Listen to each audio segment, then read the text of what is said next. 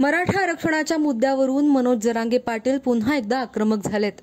मागण्या मान्य न झाल्यास आमरण उपोषण करणार असल्याचा इशारा जरांगे पाटलांनी दिलाय। सध्या राज्यात अनेक ठिकाणी त्यांचे दौरे सुरू आहेत। दुसरीकडे त्यांना त्यांच्या विरोधात दाखल झालेल्या फसवणुकीच्या गुन्ह्या प्रकरणात न्यायालयाकडून दिलासा दिला गेलाय। पुणे जिल्हा सत्र न्यायालयाने मराठा आंदोलक मनोज जरांगे पाटील यांच्या विरोधातला अटक वॉरंट रद्द केलाय।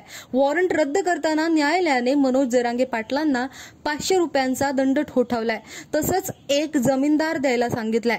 2013 मध्ये एका फसवणुकीच्या गुन्ह्यात मनोज जरांगेंविरोधात वॉरंट जारी करण्यात आलं होतं। त्यानंतर ते न्यायालयासमोर हजर झाले होते। मी न्यायालयाचा आदर करतो, न्याय सर्वांसाठी समान आहे, अशी प्रतिक्रिया जरांगेंनी त्यावेळी दिली होती। कोथरूड पोलीस स्टेशनमध्ये दाखल एका फसवणुकीच्या गुन्ह्यामध्ये त्यांना वॉरंट बजावण्यात आलं होतं। त्यानंतर जरांगे न्यायालयात हजर झाले होते। मनोज जरांगे पाटलांच्या शिवबा संघटनेने 2013 मध्ये एका नाटकाचं आयोजन केलं होतं।